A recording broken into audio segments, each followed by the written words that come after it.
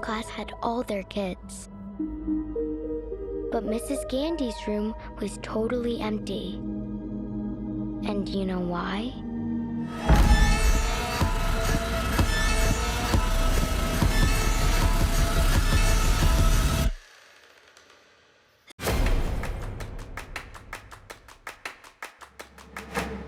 All right, Shot Talk.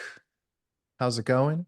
Oren Soffer here, cinematographer. You may remember me from The Creator. I was on Shot Talk on the other side of this window a couple years ago, and now we're on this side of the window talking to director Zach Cregger, editor Joe Murphy from Weapons, and we're really excited to talk to you guys. Thanks for joining us. Thank you for having us. Yeah, thank you. To get started, can you guys tell us a little bit about your collaboration? When did you meet? How did you start working together?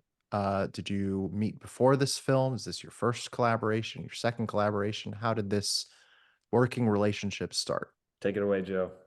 Uh, yeah, I mean, I met Zach for his film Barbarian. That's when we started working together. Yeah, I think Zach, you were already over prepping your film in Bulgaria. You guys were about to shoot when we had our first interview, I believe, and then I think we just had a really great conversation and hit it off during the meeting, and I was really stoked when Zach approached me after that and let me know that he wanted to bring me on board for editor for that, and you know, um, it was a really great project, and then we ended up working on Weapons together too. So I felt really lucky to get a chance to work on both of those movies. But I remember the best about that, our first Zoom conversation, I was in my Yeah. hotel in Sofia, and I remember we were talking about movies and we were talking about scares, and you broke down just like totally casually, shot by shot, like one of the scares from the movie The Birds. And you were like, it was like you just watched it 10 seconds earlier. You're like, well, it does this shot, and then it goes to this shot, and then it goes to this, and then this, and that's why it works. I was like, that is a brain I can work with. I like that. But then I remember also I challenged you because I'd watched a movie that you'd edited like the day before in preparation, and there was a scare in that movie that I thought was broken. And I Yeah. and I brought it up. I was like, let's just talk about this. I was like, why didn't that work? And you're like, I remember you're like, I completely agree. It was broken because of this, and this is why we had to do blah blah blah blah blah. And it was just a very like encouraging conversation because you had no ego about it, and we were able to talk about I about our failures and our aspirations with total security. There was no defensiveness, and I could tell that you had a brain for putting these sequences together that was superior to my own. So I was very excited. I was very excited by that conversation. Yeah, I love this. Joe, as an editor, when you're interviewing with a director, what is something that he would say that you're like, oh, okay, this is someone that I can work with, that I'm going to know that I'm going to have a good experience with? Yeah, I mean, for me, honestly, it's just like it's I wouldn't say there's something specific that would be a oh, this is really kind of aligns with my approach or whatnot when I'm talking to a director. It's just more about how the communication is. And so if I feel like the conversation is easy, that there is some kind of ability to collaborate, I think I can really help contribute then. If someone doesn't seem to be open, or has just a different approach, in how they want to, do their film, like where it's not, it's really more of a personality thing, I would say. Just like, are we going to connect on a personal level? Because I think that editorially you can shift and you can work with all different kinds of people. It's just like, but if you don't actually fundamentally find something you can get along, or if there's not like if something personally isn't really kind of working, you have to spend a lot of time with that director. A lot of Right. time also being able to, ride highs and lows on a project, because you're going to be, it's a lot of ups and downs, So I think that's really the most important thing for me. It's sort of like figuring out, hey, is this someone that I think is gonna be are we gonna match, and is there gonna be some sort of connection here, because otherwise creatively I think there's so many different approaches to making a movie that it wouldn't be there's just so many different ways to get there, so I don't feel like that's going to be a limiting factor. And can you guys give us a brief window into your process a little bit? Do you edit while the film is shooting, or do you not do any editing at all really until the film is in the can, and then you go off and edit? Like, how do you really approach the actual cutting process? How do you guys work together in that regard? Well, Zach is shooting. I'll be getting the dailies and the rushes every day, and starting to assemble the scenes to prepare the first cut for him when he's wrapped on the movie. And so, it's really like I mean, it really depends. Like, if Zach needs to see something, I'll send it to set. Like, he can check out like a link of it, and if it's a scene that's particularly critical, like, do we need this shot or X, Y, or Z? But otherwise, for me, it's more like about being the first set of eyes on the footage, putting the scenes together, and then hopefully we have something that is feels like a story and like a complete movie by the time I show him the first cut, and then we kind of can go from there. So I mean, for me, it's like really great to also not be too involved in terms of not knowing like set drama, just kind of keeping myself insulated from stuff that may be happening that so I can just keep my perspective fresh, So it's really more about like, hey, is there I'll be looking at the dailies, and if there's anything that comes through that there maybe you should consider getting this moment, or hey, check out this scene because I just want you to see the calibration of this performance, etc. But otherwise it's you know, just like cutting as the movie shoots, and then showing Zach the first cut when he gets back from set. So, Yeah. um, Right. And Zach, do you like to start from scratch once you get into the editing room? Like, do you want to go back to all of the takes, or do you kind of just start from the cut that you have when the film wraps and kind of work from there? So Joe shows me the assembly, and which my instinct is always I would love to just start from scratch, but I feel like that's not wise, because a lot of times Joe will have ideas because I'm not there to influence him at all, that I never would have allowed to be.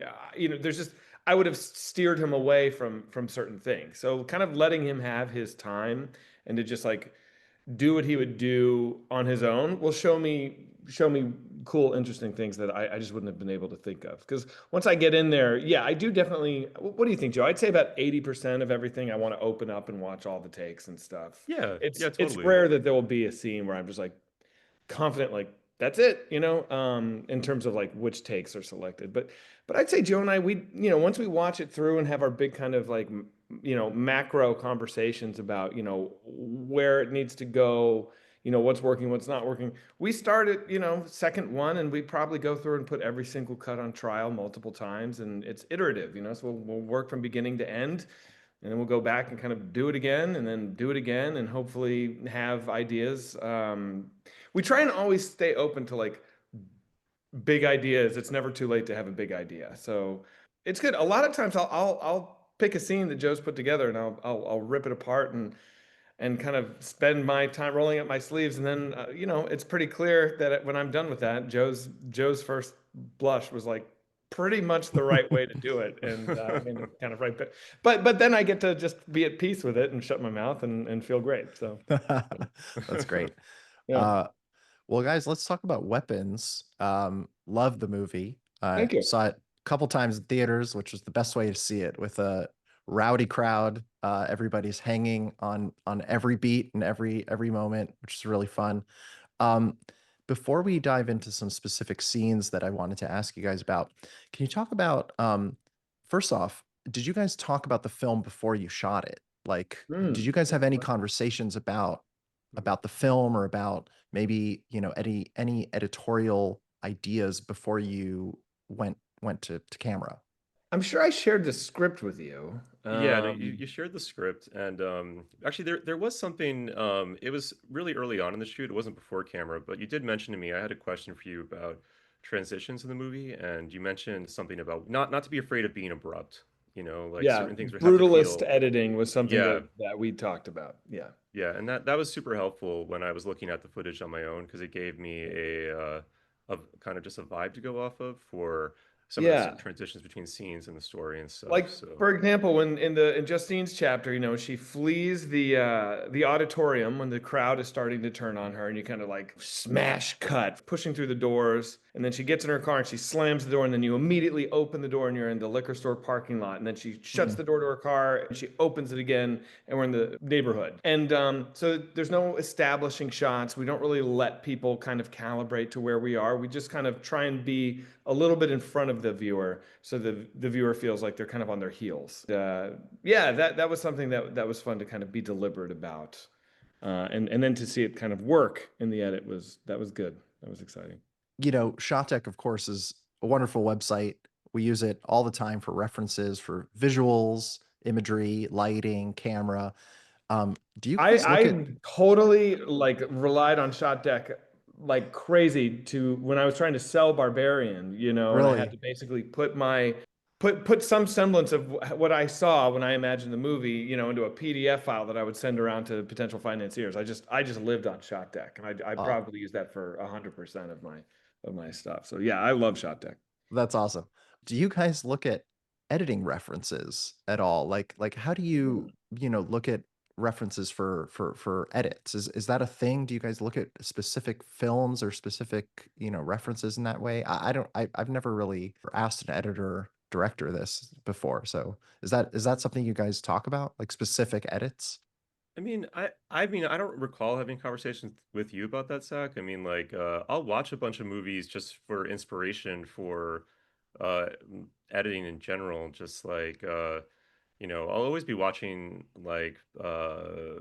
watching stuff, particularly if it's in the genre of the piece I'm working on while I'm editing. But I think it has to be so driven by the footage you have, the Mm, edits. So it's but there could be like, oh, this transition is really similar to something that we may find in weapons or something. And so I can like take some inspiration that it works and some confirmation in a final form. That I think that's the thing is like when you're watching something that's complete, you actually can take some comfort in the fact that, oh, this strategy actually can work. So I should invest my time in, trying to maybe polish it a little bit more, because there's a lot of like you're working with footage it's always going to be rougher when you're looking at it in an unfinished form, so you have to use your imagination a bit and just sort of trust the process that certain things are actually going to be pretty awesome once you finally get through to the end of working on your cut. So yeah, that makes sense. Yeah, I was wondering about that because I know um, you had talked about this, but also it's very clear as a viewer. I love the movie Magnolia. That's just one of my favorites from when I was in high school. And I think the film really has that kind of cadence to it of kind of early Paul Thomas Anderson. Well, the cold open for sure does. I don't know that Yeah. cadence Maybe persists. it doesn't Yeah. persist, but yeah, the opening definitely has that. And I think maybe part of that comes from the editing. And so that's why I was kind of wondering if that's something that, you can draw inspiration But from the editing style.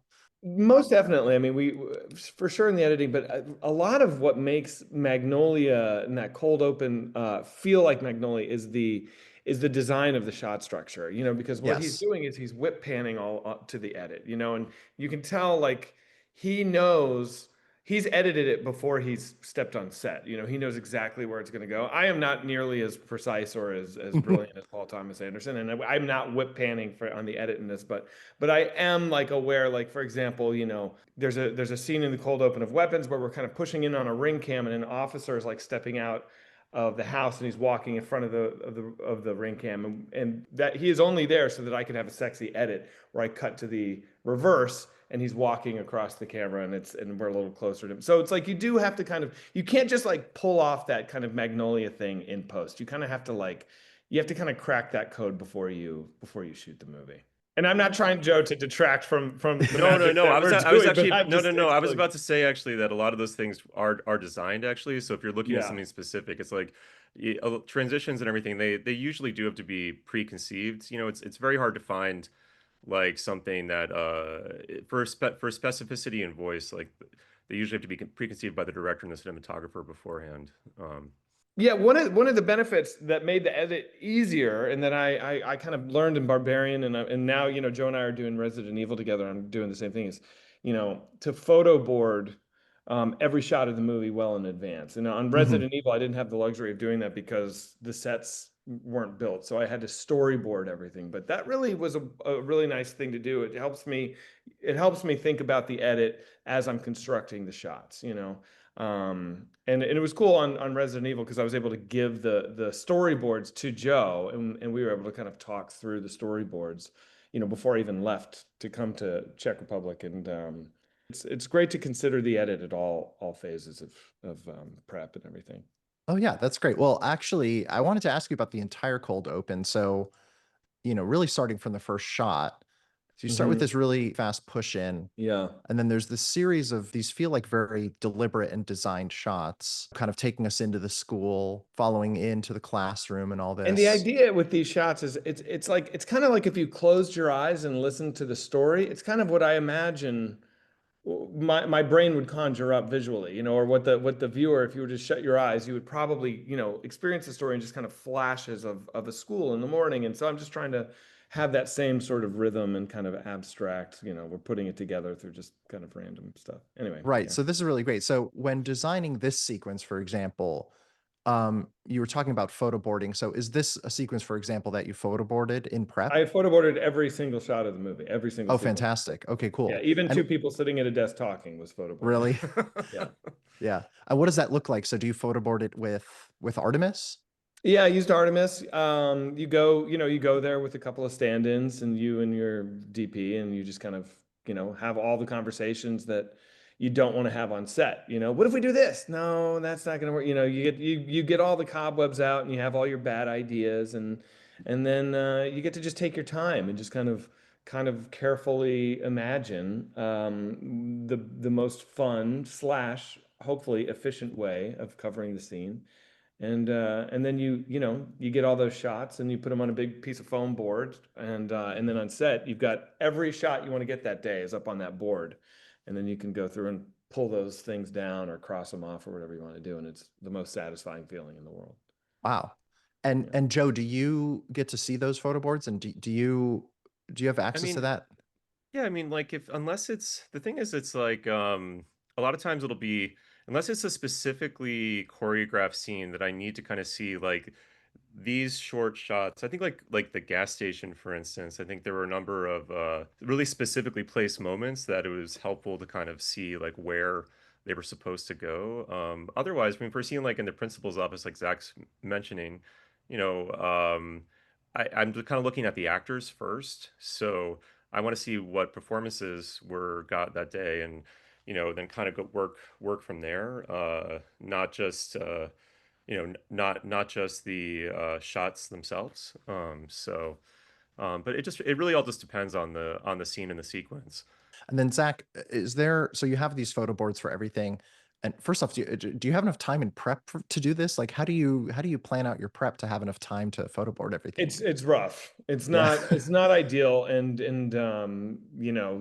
you have so much to do in prep that the idea of going back to after a location scout, going back and spending hours with your DP, who's got a lot of things to do. Yeah, it's demanding, but it's worth it, and it makes your production experience so much more focused and so much more efficient. So I think it's time well spent. Yeah.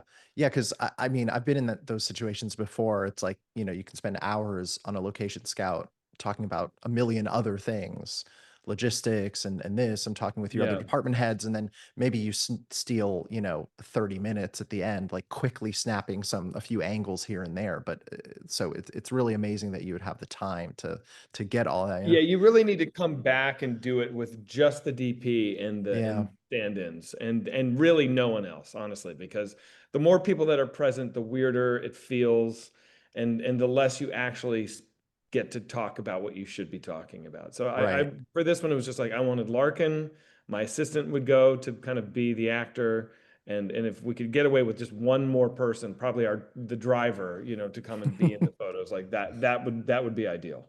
Wow. That's great. How long Yeah. was your prep for the film? Not anything exorbitant, it's probably 6 weeks. Wow. I would imagine. Maybe it was 8. I can't remember. Yeah. I could be off, but it wasn't a But long prep. yeah, pretty standard, like either Yeah. 6 or 8 weeks. Yeah, nothing. Yeah, not months and months. Okay, Yeah. wow. Yeah, that's pretty And impressive. also Larkin would travel back. We shot this in Atlanta and he would travel back to LA because he has 2 little kids. So like Yeah. he was gone on the weekends too. So that means we really had to kind of cram all of this into evening Wow. stuff. So it was tough. Now, so on the day, I mean, a sequence like that opening feels very, very deliberate. I mean, it's like you're getting these very designed shots. Are there other scenes where, you find on the day that you have to deviate from this, like something else is kind of presenting itself, emerging from the scenes, from the drama that is kind of presenting something different from what you photoboarded? No, the only instance of deviation I can remember, there were 2. One was the Gladys rip apart at the very end, Yeah. and not the chase, but just like the actual mauling with all the kids like pulling her to pieces. So that was just basically a free for all, to be honest. There was no storyboard that could have worked. We had 2 cameras going, and we had kids just going crazy, and it was just kind of barely controlled chaos, and we ended up shooting it multiple times. I think we might have shot it 3 times Yeah, you because showed three times. Yeah. yeah, it was so difficult to get what we were hoping to get. It was tough.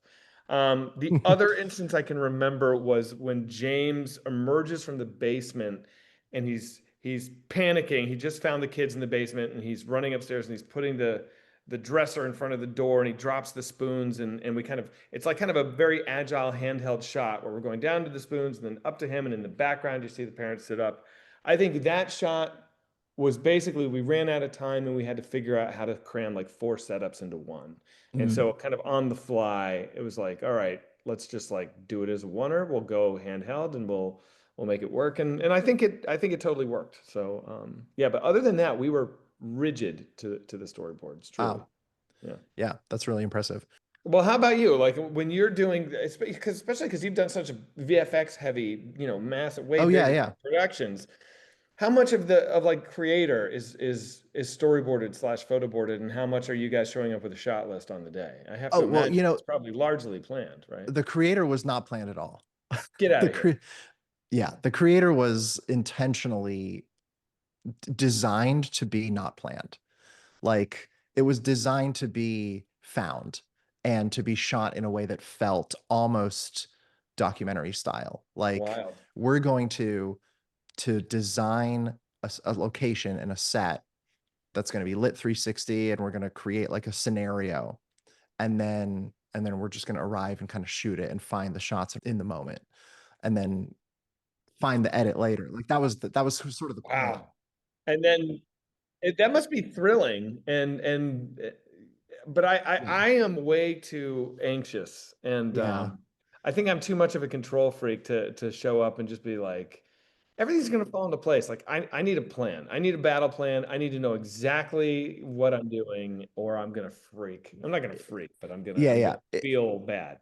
It's a completely different approach, and I guess yeah, it does require a certain combination of confidence and reckless abandon at the same Mm, time mm, to do that. I think from a directorial standpoint, and then yeah, me as the DP, I'm there to support you, the director, right? Like I'm here to give you what you need from a lighting and camera standpoint, right? It's like if you want to do it that way, I'm right there with you, right? yeah. So, but I guess that to go back to the photo board question, this is what I had before.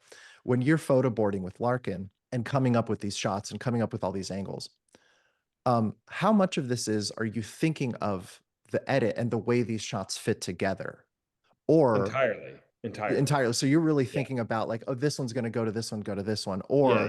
because I've also done other films where we're either photoboarding or shot listing, that's a little bit more rigid and planned.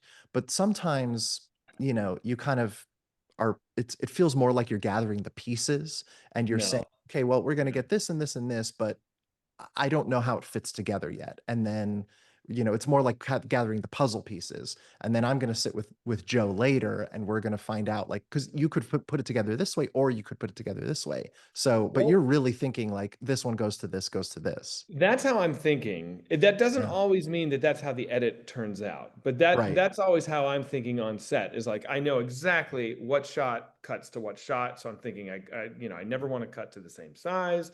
I never want to cut to a similar angle. So I'm always thinking editorially. I mean, my first job out of college, I was an editor for a couple of years. So I feel like I have the foundation of understanding what cuts to what. But Okay. but filmmaking is always, it's like best laid plans. It's like they don't always work out that way. So there's very many times where what I had so certainly thought was going to work, Joe has to save my ass in the edit because it didn't work out, and we've got to come up with some miracle. I know on Barbarian that happened a lot. Yeah. Yeah, there were scenes that I was kind of in despair because I just my plan was wrong, or just something happened and we didn't get it, and then Joe would crack the code, and usually it was ended up better than I was planning for. So yeah. Yeah. One of the things also that's nice about having footage that Zach has really thought about how it may work editorially is that there's a really clear point of view when you get the dailies. So I think it's a good place to start off from for a first draft because a lot of times if you're trying to find that point of view, your first cut is going to could be really way off from what the director is wanting or intending. But it actually it sets us up in a good way for that first initial watch, just because you can already feel like when you can feel the intent and feel like you're in like you're not as you're just going to be closer. I mean, obviously Yeah. you'll make changes, but it really helps because the point of view is something that can be really hard to find actually, as you go through the edit, and sometimes you might not discover that until picture lock, honestly, where you really feel like that this vision and voice of the film. So it's nice to have that conceived of really clearly beforehand. It's funny, Oh. there's that Martin Scorsese quote where he's like, "If you don't feel physically ill when you watch your editor's assembly, like something's wrong." And knock on wood, but so far, when I sit down, I watch Joe's assembly. I have yet to feel physically ill. It's all like I'm always like, okay, like we have a journey ahead of us, but like I see it. It's here. So Yeah. it's been great. I think that's a testament to this process.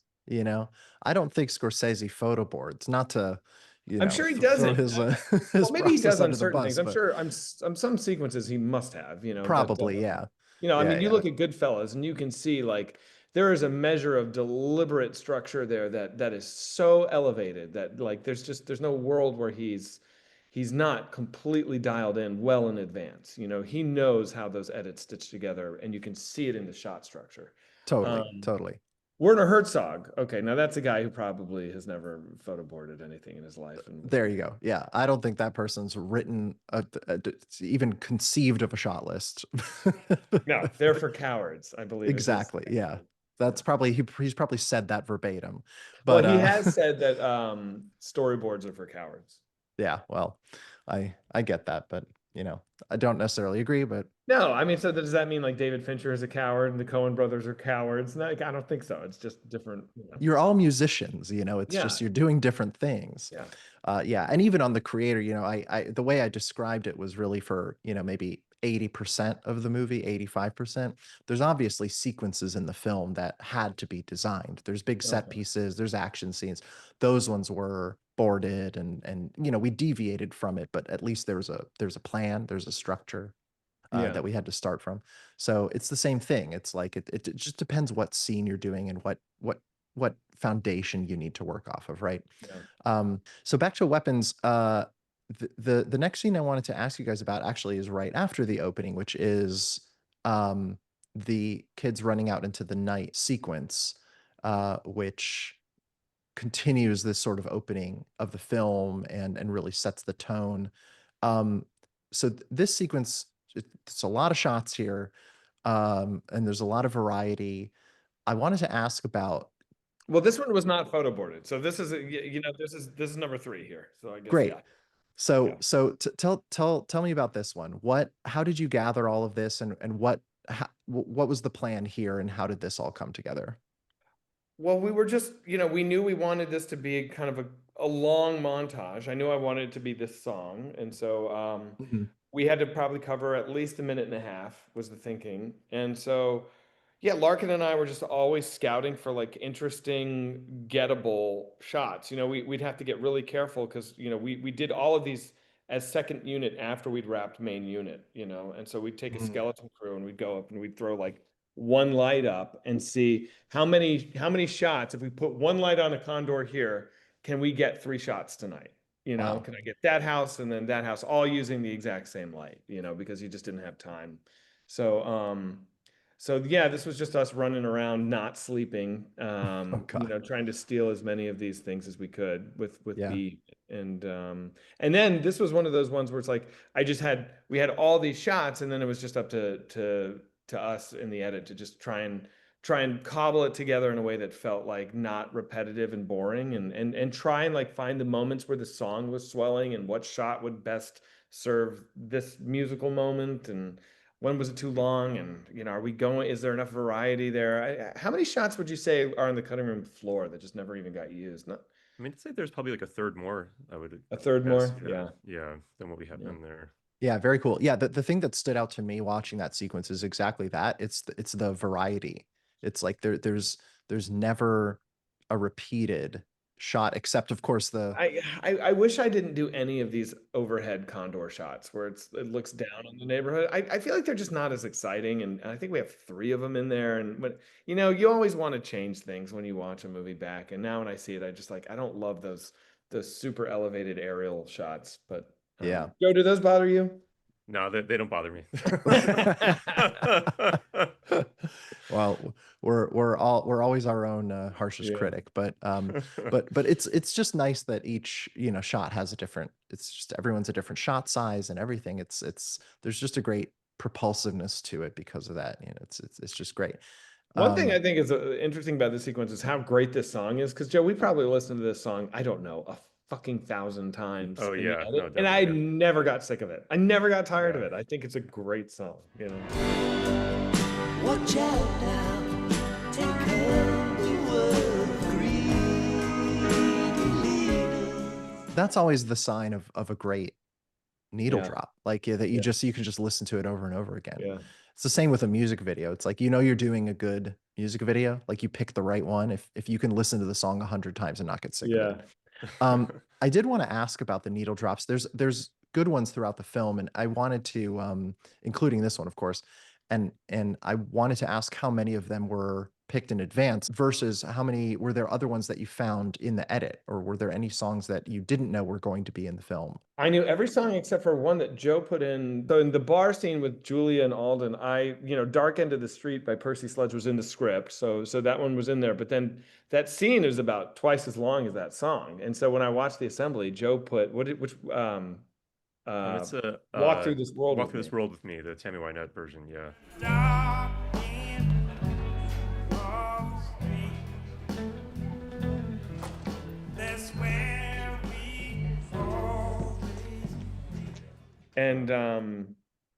And we never took it out because it fit so well. It was Oh, perfect. great. Yeah. And then there's an Andrew Gold song when Justine is walking in the liquor store, that we put in pretty late in the process in the edit, and I thought that was really nice.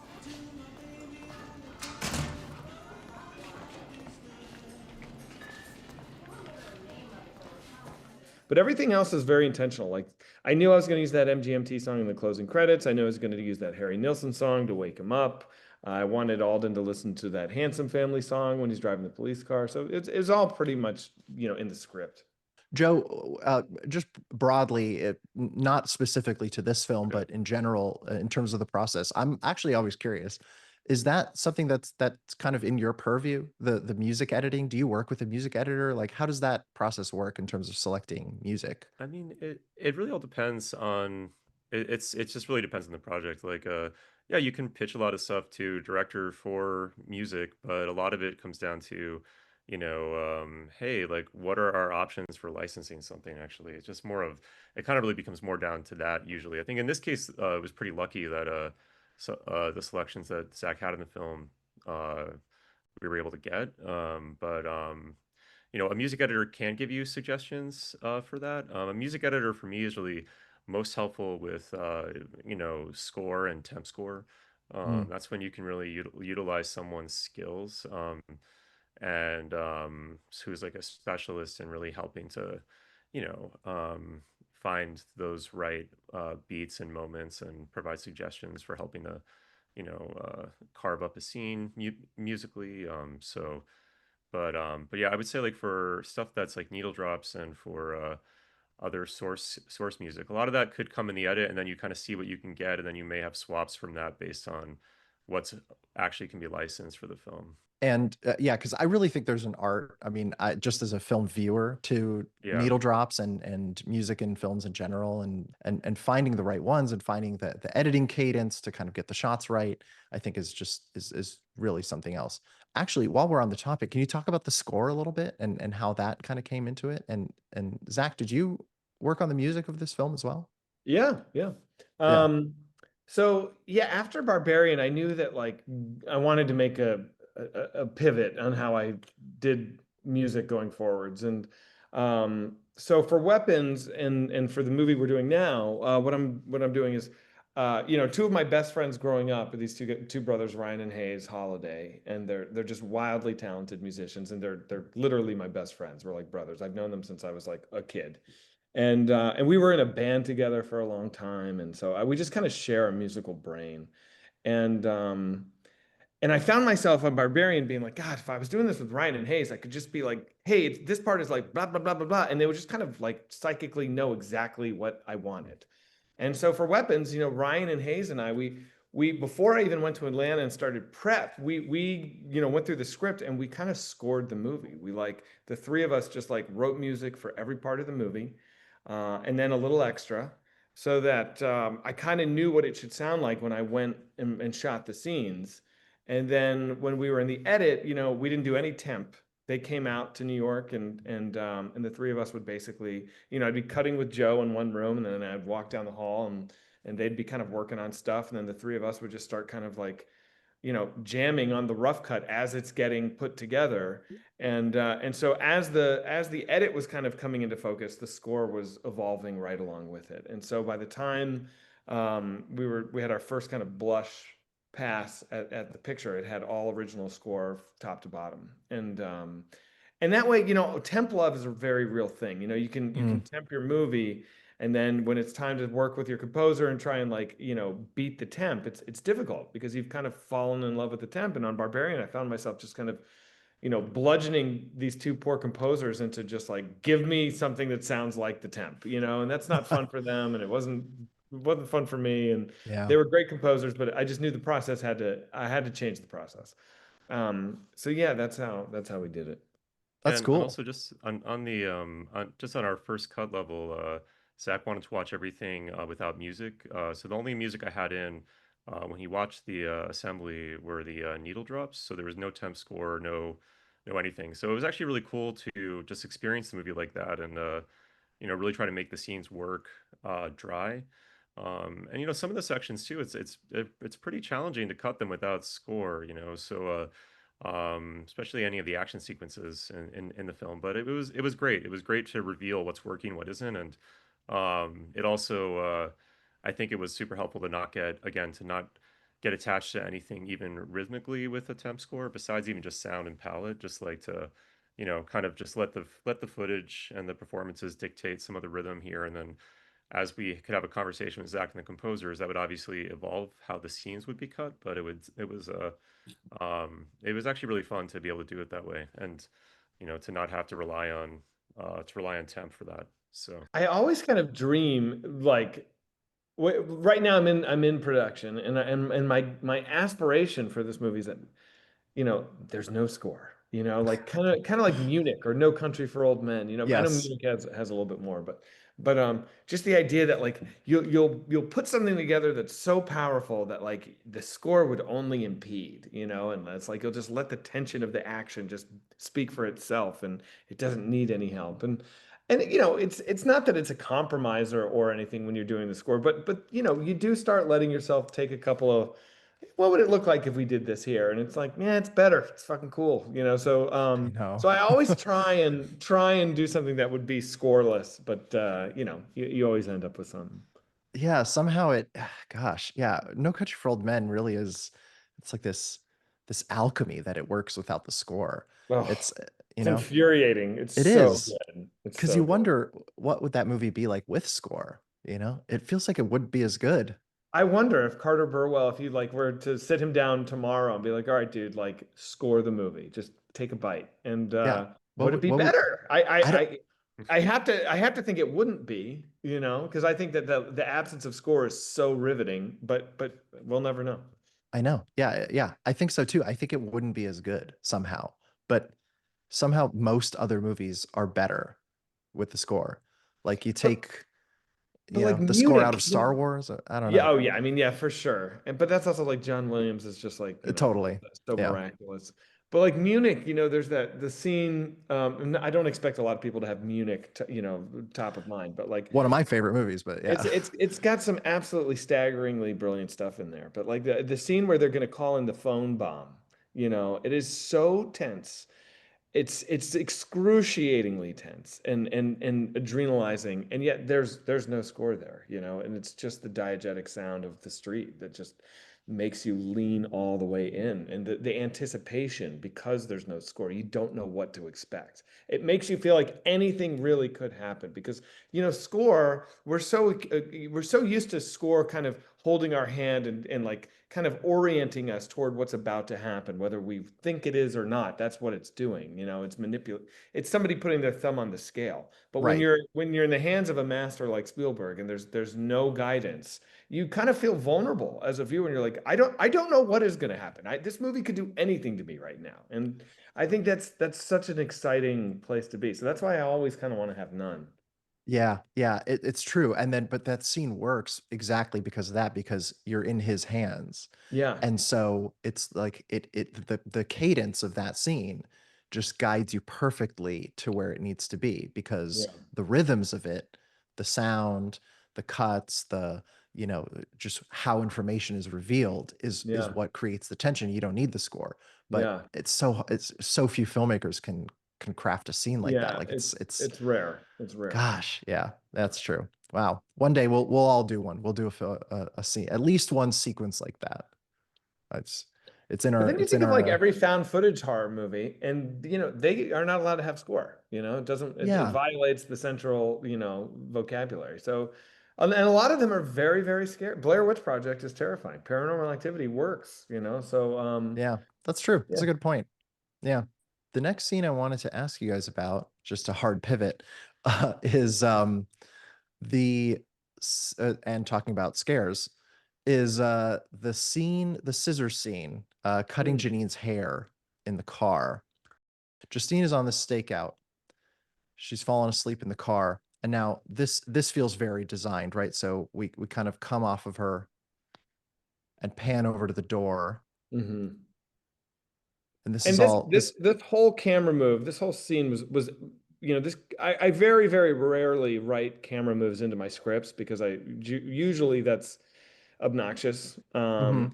But I feel on this one I did. I wrote exactly how this, you know, the camera's on her profile, and then we kind of swing around and we look, you know, through the windshield, and then we come back, you know, the figure emerges, and that leads us back to our profile. And then I just felt like it was necessary to understand the camera to experience the scene correctly for the reader. So Okay, so so the plan was in place, you know, a year and a half before we went and shot it, and we really didn't change the plan. Like this is, you know, this is what it is on the page, and this is what it is in the edit. This is one of the wow, easiest scenes in the world to edit because we just had to pick the take and leave it alone.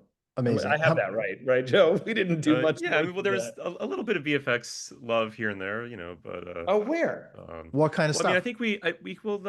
I think there's some times, you know, like you know, just a little hidden cut at the door. I think to control the timing of when she came out of the front door, for instance. There's like Oh, yeah, just yeah, yeah. yeah, Okay, just some really that's kind of minor tweaky stuff, you know. So That makes sense. Okay, well, so this was planned out in advance. This was written in the script. So there's two things I wanted to ask you about on this one. One is, in a scene that plays out in one shot like this, there's two things that I find interesting. One is there's kind of edits that happen in the shot, except they're not cuts. The hmm edits are in the beats of the action, right?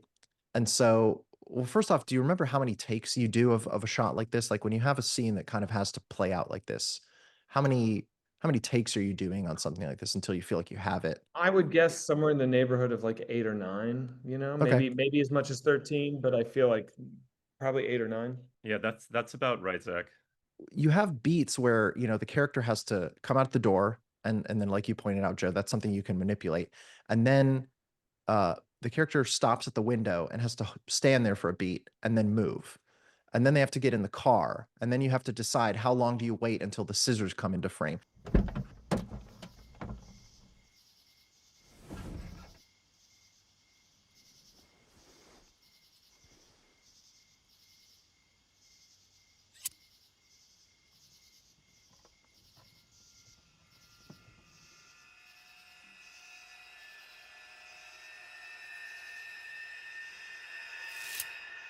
There's all these little micro decisions of tension. Are those things that you're manipulating or deciding on set, Zach? Like, do you have Yeah. like an internal clock or something that Yeah. you're? Yeah, I'm just talking, so if you listen to the raw footage, you'll just hear me be like, stop, hold, go, door, Yeah. sit, in, cut, Yeah. slowly out, yeah, Yeah. And it's just how it plays out in your head. It's like this is just how Yeah. you see the timing of it. Yeah. Very cool. One other thing I wanted to ask both of you guys about this is I think this is sort of the first scene in the film where, at least watching the film with an audience, it felt like people felt permission to laugh at the film. And I don't know if that was intentional, but that was the reaction. And so I wanted to ask you guys about that. And it's sort of a question about tone. It's scary, it's terrifying, but there's also kind of an absurd to what's Yeah. happening.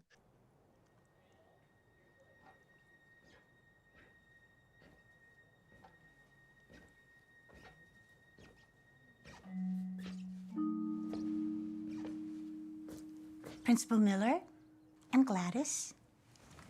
Yes. Hi. Come on in. Have a seat, please. Oh, thank you. I'm always a little surprised at how much people laugh at well, I've only made 2 movies, but how much people Yeah. have laughed at them, Yeah.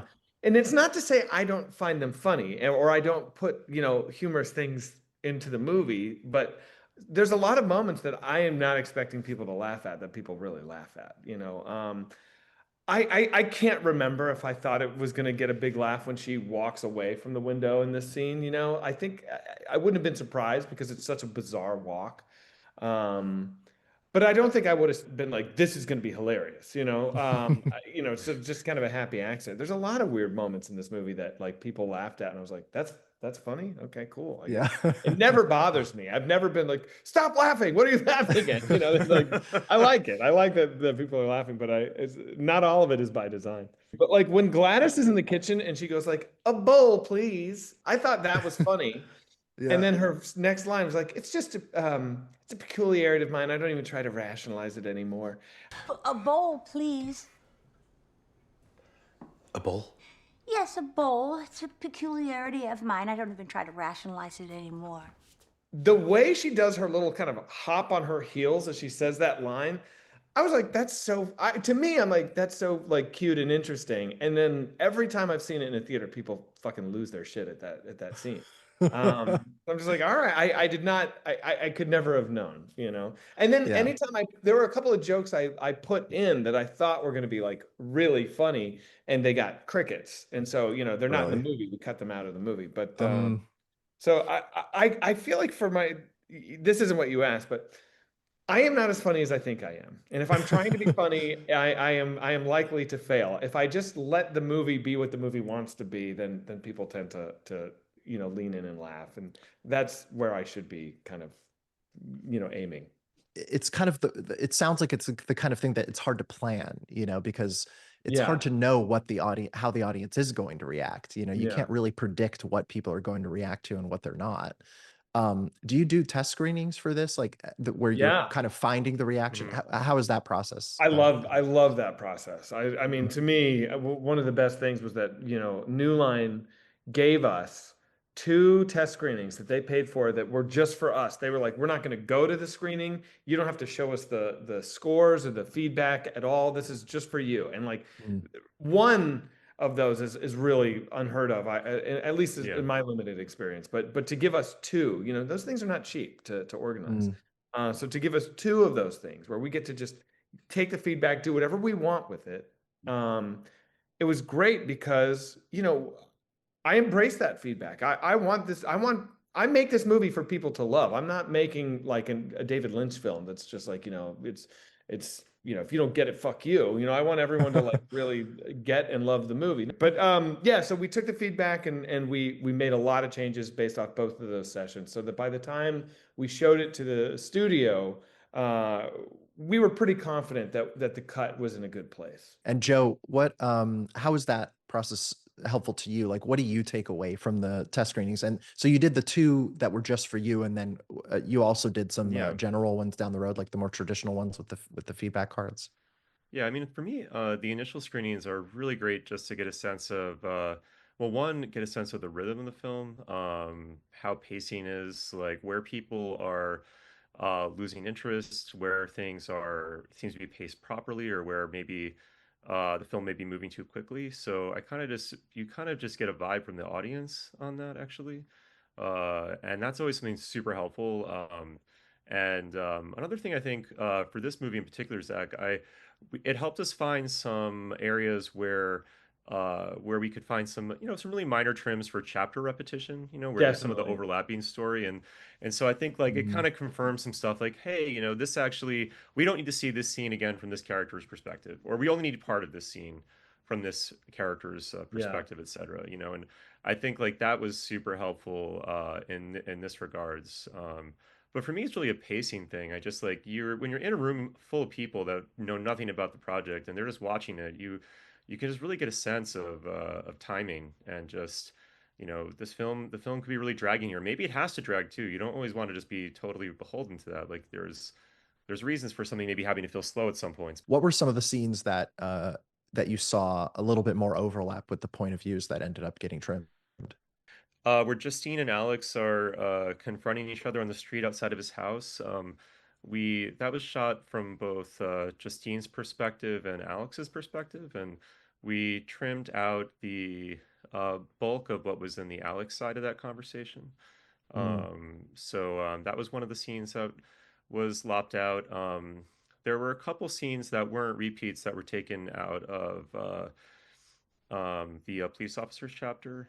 That one was one we thought we had to help with movement just to keep the investigation alive. And, there was some stuff that was really interesting about his story that weren't really related directly to the kids. And, I think Zach and I were just kind of watching the movie a few times with people. It became clear that, Zach, correct me if I'm wrong, but it became clear that we needed to move through some of his chapter, despite it being really great, and Yeah, so. that one hurt because Alden's chapter to me is like so I love it so much. Me But too. but you could feel the kind of frustration, not that it wasn't good, but that it was just like, where are the kids? Why are we watching this cop cheat on his wife? Where are the fucking kids? And Yeah. and so, we did a couple of things to try and mitigate that frustration.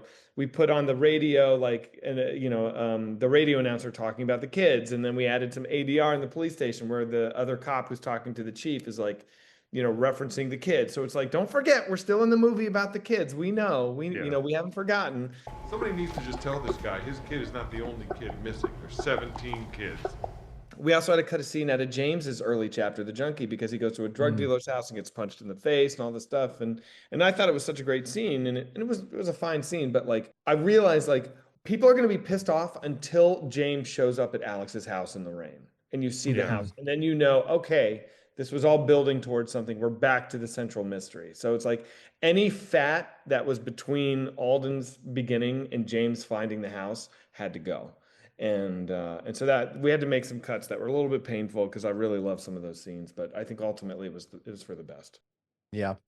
Yeah. I feel like that's always a tough thing. Like, that happened on The Creator, actually.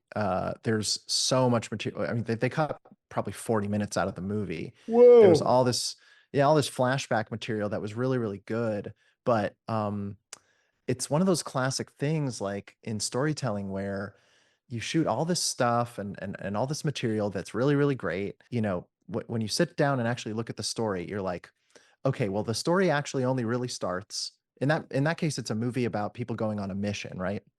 Mm-hmm. So it's like the story only really starts when they go on the mission.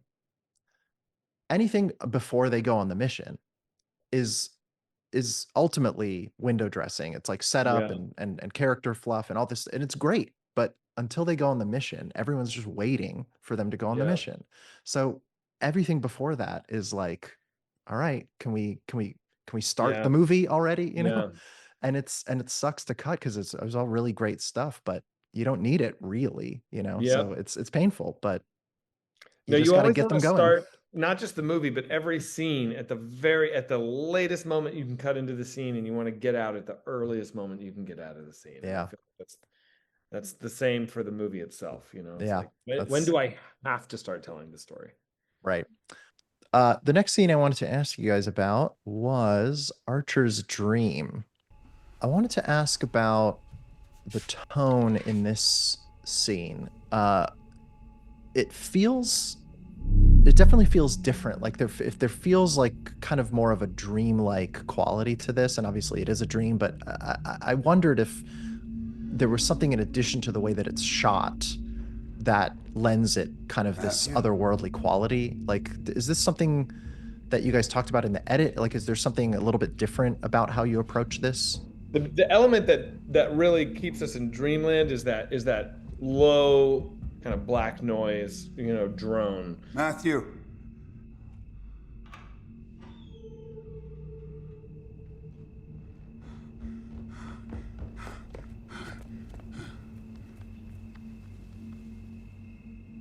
Matthew! I also wanted to ask about, there's a lovely little scare at the end of this. What's interesting watching this with the sound off is that when you really look at it and watch it, it really is just a cut to Gladys, like just kind of sitting in bed. I wondered if you could talk about like what conversations you guys had, and you kind of touched on this earlier when you were talking about your initial conversations, like when you first met on Barbarian. What makes something scary? Like what makes a cut scary? And how you maybe talked about how to make this scary and how to make other cuts and some of the jump scares in the film really effective. Well, this one to me is very much an homage to a scare that's in Fire Walk with Me. And there's a scene between two people talking, and the coverage is very simple. It's just over, over, over, and then it just cuts to Laura Palmer, and she screams, and in that scream, all of a sudden she's got different makeup on, and it's just like a little bit closer, and it's using the rhythm of the coverage that we've been kind of lulled into accepting, and then it kind of uses that edited rhythm to betray us and give us a jump scare. Right. And so I kind of knew that's what we wanted to do with this, just like, cut, countercut, blah, blah, blah. And then we were shooting it. It was like going fine. And then somebody was doing like a makeup retouch on Amy. And I think it was Larkin, or maybe it was one of the like ACs, or somebody was helping the makeup person. They just took their flashlight on their belt and they just shined it on Amy's face so that the makeup person could see what they were doing. And we were looking at the monitor when they did that, and it was like, holy shit. And I think it was Larkin that came over and grabbed the flashlight out of that guy's hand and just kept kind of doing it. And we were like, and it was great. It was great. That was not planned. That was just, we found it in that moment. And yeah, it was fun. That's great. And then Joe, there's, I think, obviously a sound design element to this as well. That's pretty significant. I really do want to say it all the time because I feel it all the time.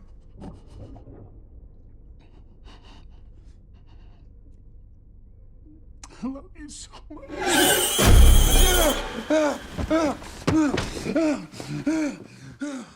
I think that finding the right sound moment for some of these, like definitely contributes to the surprise and the enjoyment of the scare. We had a really great sound team, and our sound person, Luciano Vignoli, he definitely was contributive in terms of figuring out like how are we going to really amp up this particular scare beat and what is the right tenor and scope of these stings, for instance. So I think it definitely helps to have that hit on her, but you could go many different ways with it. It really all depends on the scene. Like it doesn't necessarily, not everything needs an aggressive sound element to create that jump. Yeah, sometimes just the like Zach, what you were just talking about, like that lull is enough, sort of lulling people Yeah. into that false sense of safety. Yeah. And maybe just a subtle sound. Because sometimes that jump scare with a loud sound can be kind of the more simple kind of style of jump scare. But this one it's sort of the combination of the image that really sells it. Like that's what really makes it scary. And I think also probably because we haven't really, correct me if I'm wrong, we haven't really seen Gladys in that look up until this point. Like We it's saw her in very the ceiling in Justine's right, just vision. yeah. Yeah. But other than those two, it's yeah, it's still a very foreign image to us. So it's Yeah. like kind of what Yeah, is we are this? not Yeah. prepared. Yeah. Yeah, yeah, yeah. So it's very effective. Are you guys talking about the cadence of scares at all? Like at this point, like, oh, we haven't had a scare in a while. We need to kind of jolt the audience a little bit, or are you not really bothered by that in this film? Like you're kind of just letting the story dictate when you need to, um, scare people. I mean, that's kind of just in the writing. I'm definitely thinking about in the writing, I don't want to go so long without reminding people this is a genre movie, which is why, out of the opening school assembly where Justine is getting harassed, I kind of wrote that scene where she's at home and someone's pounding on her door to be, a little bit of horror up there at the top of the movie, just so that everyone's like, not wondering what the fuck kind of movie this is. Jesus fucking what? Because if I just went straight to the scene at the bar and then the police station, the principal's office, and the car ride, then that would be like 25 to a half hour before we had anything remotely scary other than the cold open. And I knew that was not going to work. So, that's just more in the architecture of the script. Right. But am I missing anything, Joe? What do you think? I mean, do we have No, I don't think so at all. I think that's definitely. I was going to say the same thing. It's definitely more like story and script dependent, and they were timed out and there beforehand. Were there any other kind of major scenes that got cut from the film? Not just kind of little repeated moments or beats, but anything, kind of wholesale that got pulled out that. James going to the drug dealer's house was a pretty involved scene. Yeah. He gets like, he's trying to sell the iPad that he stole out of the car, and he gets like punched in the face and kind of ejected from this drug flop house. And so that was a real scene. And Alden goes to a doctor, and the doctor's warning him about the potential viruses he could have and what he needs to do. And but nothing bigger than there was a quick scene where Josh is having breakfast with his wife, and they're just clearly Yeah. living 1,000 miles apart from each other. Mm. But we kind of got that when she just the way she says I'm going to work, you kind of learn everything you need to know. So we just didn't need to belabor that. So nothing. What am I missing? Anything? I don't think there was any big Yeah, scenes. nothing major. I think it just was like portions of scenes. Like we would lop out like big chunks of scenes, for instance, but I feel like there wasn't anything else besides what you really mentioned, Zach, on the cutting room floor. What scene was So, longer that we trimmed way down? well, definitely bar scene, for instance. I mean, it's already a Oh long scene, but we took quite a bit out of that. That's wild. And trying to think of some other. I mean, again, like, it's weird. Like I tend to forget stuff we've cut out actually because once you kind of get once the movie starts to make sense and it starts to feel right in your mind, for me at least, I'm just sort of like, oh, that's how it always was. There's Right. this. I know. That's I know. that's kind of Yeah. I know when I've gotten to a point. So you sort of forget the work that went into something just because it just feels right. And when you have that feeling, it's sort of you sort of the other stuff starts to melt away. So We had a really lucky stroke also with the edit process where we'd gotten it pretty much dialed in. I think it was like the weekend of our first like studio screening. So the movie was Yeah. like in really good shape. And then I was really lucky to get David Fincher to watch the movie, and he got really hands-on with us in the edit. He even came to New York and sat in the edit, and like we went through, pretty much scene by scene, shot by shot, with like, for my money, like one of the greatest living filmmakers. And Yeah. to kind of go through and like see him kind of put on trial little edits we'd done, and kind of be able to talk through and like detail some of those things was like so affirming and so thrilling. Yeah, To Wow. it was so great to be to be that far along, I think, at that point in the edit, so that we had the time to actually really get into something like that, So Yeah. What did he say? Like, Well, some what of kind of his like insights would he had? he found some really clever, like just little trims that like just you cut 8 frames out of. For example, the one that jumps to mind is when Josh pulls up at the house, where he's going to ask the woman if he can see her ring cam. We had that truck enter that establishing shot from off screen and come to a stop, and Dave was like, "Dude, just cut half of that out, so it's already in frame and it just comes to a stop, and it's not disorienting, it just feels propulsive." And so lots of like little things. I remember when he first watched the movie, he's like, if you cut 1 minute out of this movie, it'll feel like you cut 10 minutes out of the movie. And I was like, well, what's that minute? And he's like, I'll help you. And so so that was really cool. Like just little things did it. But a lot of his stuff was like, here's an example of like what I thought was like, wow, this is his genius on display. It's like in the scene where Justine is getting out of the car, it's a profile tracking shot, and she's in focus. And at a certain point, she looks down, and in the background, we see a couple on the sidewalk walking towards her, and we rack focus to the couple. And then we rack back to her, and then we kind of hinge her and send her towards the front door of the house. And Dave was like, rack the audio as well as racking the visuals. So what we're doing is we have these cicadas, and when we rack focus to a block away, we rack the focus of the cicada. So now you hear different insects that are in the distance. So it's really like a fully transporting rack focus, because now you're racking the audio, and then you rack back to her with the audio as well. And it's really subtle. We didn't push it too hard, and you probably wouldn't notice it when you watch it, but you experience it, and it works.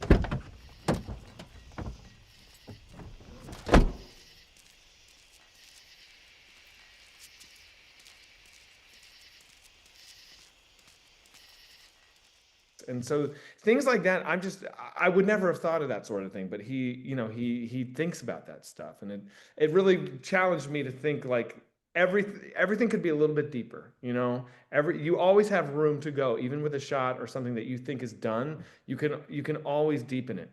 Like, oh, another fun one that he did was like when that scene where Gladys, on her big reveal, where she's like walking, and it's like that kind of stained glass, or that Yeah, frosted through the glass. in front Yeah. of her.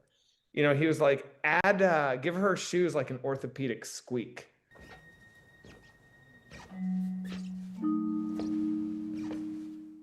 And I got to tell you, like, it's so subtle. A lot of people would never even like really clock it, but it presages her appearance in such a fun way. And it just deepens her character. And then we brought that orthopedic squeak back after she kills Terry in the kitchen, and like walks out of the kitchen. And as you hear those like, those old person, orthopedic shoes, and it's like, it's kind of funny and it's kind of perverse, and it just works.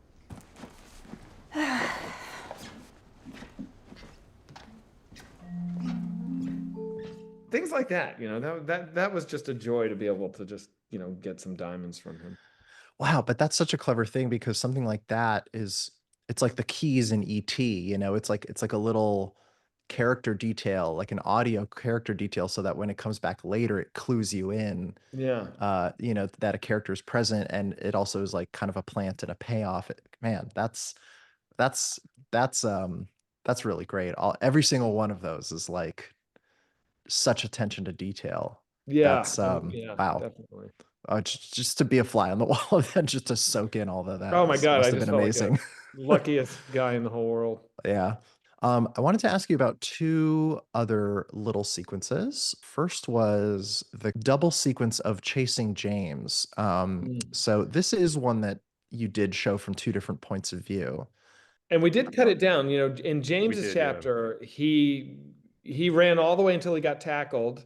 And then we had that whole confrontation with Paul, from his POV. And I thought it was so clever because like Right. the performances were different. Paul's way more aggressive in James's chapter, and the coverage Mm. is different. Like I shot Paul's coverage where it was like removed and even, and then in James's chapter, it's very much like, Paul towers over him and James is very small and all this stuff. The audience didn't care about any of that. They were bored. Yeah, And we Right. just yanked it out. yeah, Yeah, so because we ripped it out. that's interesting because you've seen it already. Yeah, Yeah. they're just like, why are we watching this again? Yeah. But you know what? It's funny because I think there's actually something kind of almost satisfying about the way it is in the film right now. Like you recognize where you are in the story. You've like, oh, we've seen this already, but now we're kind of ahead of it a little bit, Yeah, it's a Like it's guidepost. Really. yeah. It, Yeah. it it it kind of gives you just enough of it, but without kind of belaboring it a little bit. You kind of just touched on it, but I wanted to hear a little bit more about what you clearly conceived of as these kind of different shooting styles for the different characters. There's a very specific filming style for Alden's character um, as he's chasing James, and then when we see the scene again um, from his point of view, it has a completely different shooting style, which I thought was just really interesting. Yeah, it's like a Dutch angle and it's kind of like a wide lens, like kind of pushed up against him to a degree. Exactly. Yeah. Yeah, so I just wanted to hear you talk about a little bit about how you conceived of kind of the shifting points of view of the characters, because there's also something really interesting, I think, between Justine and Archer that have different points of view as Yeah. well. I think we kind of thought every character will have their own lens, and we were like, Justine is a prey animal. And so prey animals, their eyes are like wide set so they can see their surroundings. So we use wide lenses. And Archer's he's a predator. And so their predator's eyes are like close set because they look, they're like the long lens. And so we would do that. And that ended up not really being the right approach to this movie. And I thought rather let's just call this movie hyper subjective, and let's be kind of perched on the shoulder of every character. Let's always be kind of moving with them. Let's see what they see as they see it. So it's a lot of OTS, a lot of POV and stuff like that. However, for Alden, we thought he's the one character that I think we should be allowed to be just kind of stationary and just kind of like the frame around him isn't necessarily swirling with him. There's some tracking shots, but not a ton. Mm. And because psychologically he's kind of paralyzed, he's kind of numb, and he's in a bit of like just despair, and so the volume is kind of turned down on him as it were. So that's why his scene we're just kind of staying in the police car as he does it, and then with James it's where it's a little bit more visceral. At Yeah. least that was the intention. Although as I say that, I'm like, I don't even know if I buy what I'm saying, because like that, like, as he's doing the chase through when Alden is driving through the alley, like it's pretty compelling. It's pretty visceral. So I don't know. Yeah, there's That was still our philosophy. Whether it became the execution is up for you to decide. right. Well, every rule that you set up for yourself is still meant to be broken, but Yeah. I think having the rules is a good starting point, because I think it grounds the audience in the story that you're telling and about each character. But I think most of Alden's scenes do have that kind of very static feel, which I think Yeah. really does ground it. I think that comes across. Joe, is that something that you're conscious of as you're editing, like when you're selecting takes or coverage or I would say that I'm kind of just watching the footage and responding to it. Mm, I mean, again, unless it's something that's super orchestrated, like a highly orchestrated scene, and I need to kind of get a sense of, oh, this is really what this action beat is for this, etc. For me, it's really more like watching the footage and vibing it and trying to see what feels right, and hopefully that aligns, with what's interesting should hopefully align with the intent. I mean, again, like how it's shot, I'm not going to have a ton of options per se of like it's rare that I'm going to get a scene say in this film there wasn't like a lot of coverage, so it's right. not like there may be like 20 options for one particular beat, but yeah, I mean, if the footage is shot with that kind of intent behind it, it's not something you really have to look for. You feel it out, and then it can be refined later with Zach. But initially, it's trying to see what's interesting, what's compelling, what stands out to you, and then the same thing with like the actors' performances. Try to let them dictate too. Like that's the first thing that people are really hyper focused and attuned to that. So you have to be really sensitive to what the actors are doing. So all those things for me are kind of my first initial focus, just responding with my gut. And then I can always either go double check how a storyboard is playing, or also Mm. create something else that I may do an alternate sequence that I'm like, oh, I'll save this for Zach because I want to show him X first, which seems to be the intent, but then I can have something running on the side that's my own, like, hey, I thought this beat was interesting, or I love this moment, I'll try to work it in and see how you feel about it. But I feel like for me it's always going to be more like little surprises. It won't be something that's a wholesale, like, oh, this was completely different, because it's shot a certain way, so it's always going to Right. be that's but yeah, I feel like they'll be like small beats or little things that you'll find that it's important to show the director. That could be nuggets that they didn't necessarily think would be there, or aren't necessarily conforming to what the intent was maybe initially. So, but I can't think of something specific. Yeah. And then for both of you, how many takes were you doing on like dialogue scenes or shots where characters are kind of just sitting in an office and talking, kind of give or take? I mean, so there were only a few takes per setup, I would say, a lot of times. I mean, I think a lot of times you and your actors, Zach, you once you had a shot set up, and it wouldn't be about performance. It may be about like, hey, we have to get this camera move right. Mm.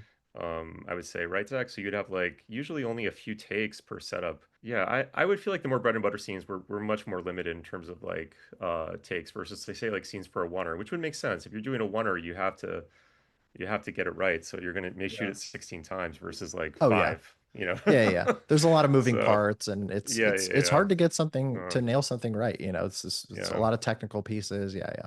What was the shooting schedule? Do you remember how many days it was, give or take? I don't. I want to say somewhere in the neighborhood of 50. 52, I think. Yeah. It was in Yeah. the it was in the early 50s, I think. And Joe, what are you looking for in the performances? Like, are you looking for specific little nuggets, like surprising moments of kind of authenticity or spontaneity? Like, are there kind of little special things you're kind of digging for? It's, honestly, on my first pass, I'm just trying to get to know the characters and the actors and what is the work that Zach's doing with them. I mean, authenticity for sure. Things that are authentic. That's kind of really, you want to find truthful performances. But surprising moments though are fantastic. And I mean, I think, you know, um, I was most surprised in this movie when I started to see Gladys's footage come in actually, and Yeah. really delighted, honestly. And there's so many lovely moments with Amy, and I think one of the great things also with working on that too is that there were different ways you could shade Gladys, and I think that going through the takes with Zach, it was kind of one of those things about finding, hey, this moment could be there's just like really different ways that you can go with that character, and I think Amy provided like amazing material for that, and um, that was one of the joys of performance wise, like kind of trying to take a stab at with the film. But I think for me, it's really like leaning into what's going to be most honest that the actors are doing. It no matter what the type of movie it is or what genre it is or whatever, you want to find like interesting, grounded performances. So you know, that's what I'm looking for, at least initially on my end. And then, you have to figure out when you start to actually work on the bigger picture stuff, what's actually telling the story. So something may not actually work, no matter how great it is, just because it's really not in service of the story of the film. Yeah, I Right. remember like in the assembly, like Amy's scene with Principal Marcus was like very funny. And Joe had found a lot of takes that were just like wild and great. And it was so fun. But the more we watch it, the more we realize like it's the intention of her going into this room is not to be funny to us, the audience, but it is to like learn what he knows and see Yeah, what you can do about thwarting him. And so we yeah. ended up having to kind of just shave out some of these like really amazing kind of miraculous Amyisms, but to just kind of keep it grounded. And it was kind of sad doing that because it was like, oh man, but that beat is so fucking amazing. But then when you watch the movie as a whole, it made you love her more. It made her character feel much deeper and more interesting. So No, those were some things we definitely. learned And in the edit. Yeah. yeah, and there's more of a build then too. Because you're Yeah. kind of crafting the performance for the duration of the film, not just for that one scene, despite how amazing something could I be would love to go back and good. watch that early cut though, because that shit was awesome. And you know what we should do, Joe? I don't know if we're allowed to, but it'd be fun to just like put that up on YouTube because people will Oh fucking yeah, dig it. yeah. Yeah, I was just listening to this. I was about to say, like, if there was more Amy material, like I some know, right? gold out The there, people alt would cut. love. I Oh, there's mean, so much gold. Yeah, there's so people would much love to gold. see that because I think it's obvious and very easy to say. I think she was definitely the kind of breakout surprise of the movie, and not only because you withheld her from the from all the marketing, which is very clever, but her character is just so unexpected, and it's just kind of calibrated in this way that it's you've never really seen anything like that before, and kind of like what we were talking about before, it creates this situation where you're just not really sure what she's going to do, Yeah, and which is great because it's like it's very disarming. Like, she's funny, but then she's yeah, scary. Like, yeah. Yeah. and it's perfectly calibrated, and so I think that's a real testament to the work that you guys are doing to calibrate that performance, because she was probably giving you everything. And yeah, so it's really interesting to hear about how you shaped that. Like, well, one of the amazing things with Amy was that, she would give you takes that you could just hold, like you didn't have to cut.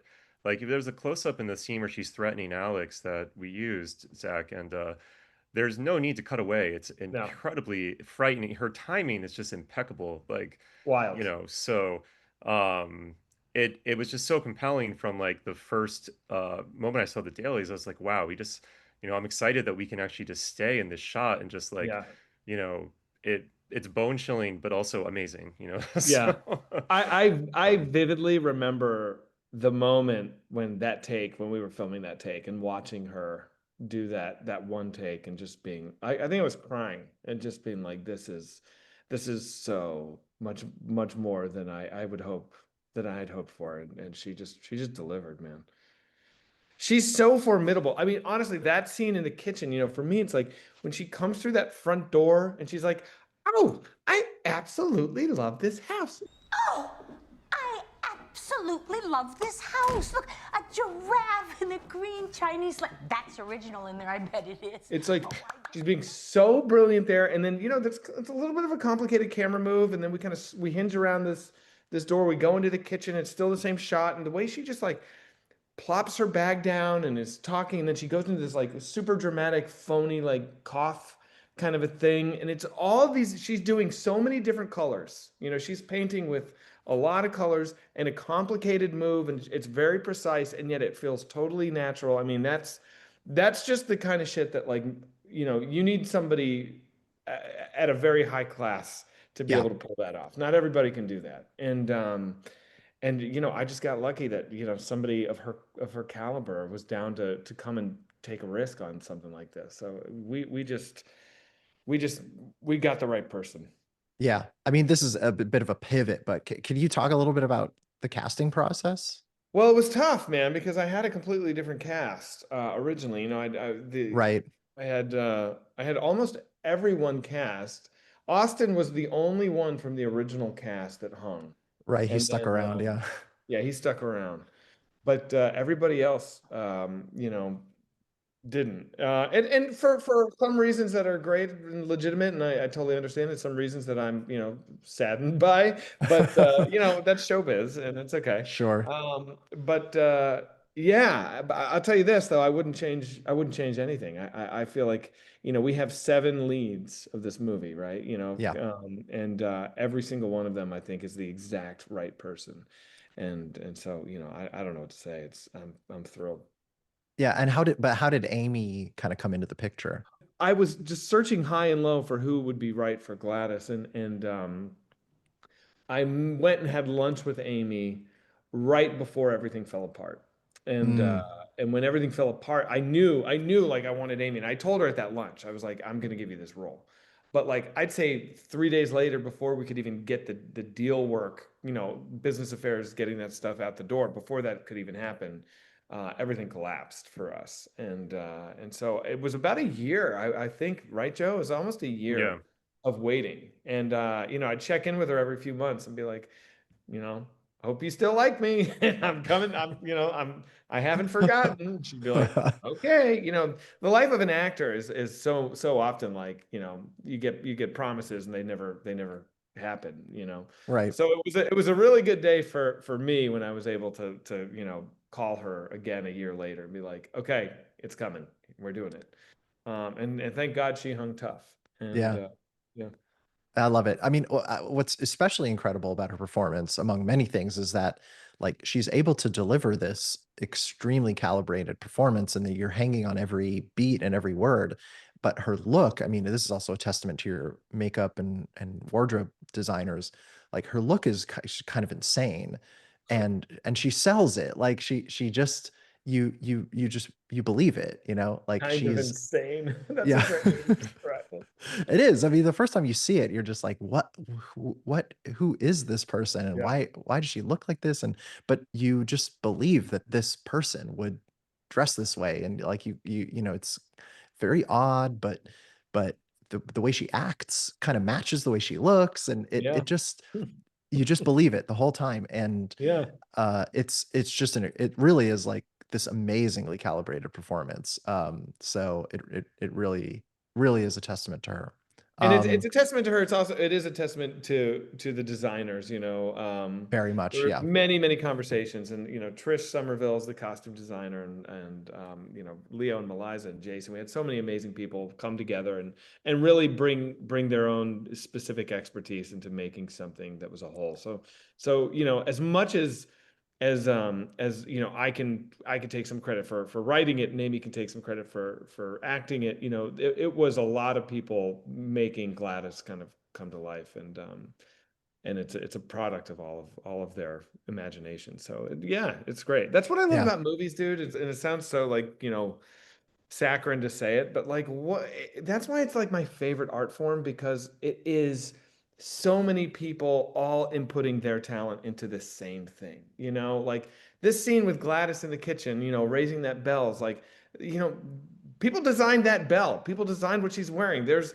musicians building the score around it, and like, incredible technicians like lighting it well, and then Joe cutting it right so it all blends together well. It just feels like it's just everything is just elevating and elevating and elevating, and it's just so I can't think of another art form that has that level of collaboration and of I don't know what the word would be, but it just feels very supported, and I just think that's why we're all so lucky to be doing this. And that's why AI has got to stop, guys, because it's not, that is where Exactly. my brain goes, where I'm like, Me what a too. tragedy it would be to suck some of those brains out of that process. Yeah, Anyway, not to go exactly. there, my God, but yeah. No, I mean this whole hour was just to lead up to Yeah, let's get this, in. Let's get really. into the real shit. So yeah, if you've been listening up until now, this is really what this was about. No, that's this really actually is a good place to kind of sum this up. So what a great kind of sentiment to end on. The power of collaboration, collaborative art, and I couldn't agree more. Like when all the elements come together and you see it all in the monitor, and everything that you had in your head just lines up, and all the elements combine. It's just magic. Like, I know that Yeah. sounds like so corny, but it just But feels that way. it does. And I mean, that's how I feel about the movies that blew my mind, when I was young, is it's like they're greater than I don't know, man. It's magic, and you kind of surrender your brain to something that is so big and powerful. And I think that's what I want when I go to the movies. I want to be totally captivated, and it's fun to endeavor to do that. Is a privilege. Yeah, exactly. Even when what you're surrendering to is, somebody smashing their husband's brain in with their head, and I'd a say witch. especially when someone's Yeah, smashing their husband's brain in with their head. exactly. That's what we go to the movies for. But yeah, so anyway, congrats again, guys. It's an awesome movie. I think I'm a fan. A lot of people are fans of this film, and I think we'll be very interested in what you guys were able to share, your insights. Check out Weapons on ShotDeck and on HBO Max, streaming wherever you can catch your movies. Yeah, we'll catch you guys again on the next film, hopefully. Thanks again, guys. Thanks for having us. Yeah, thanks so much, Warren.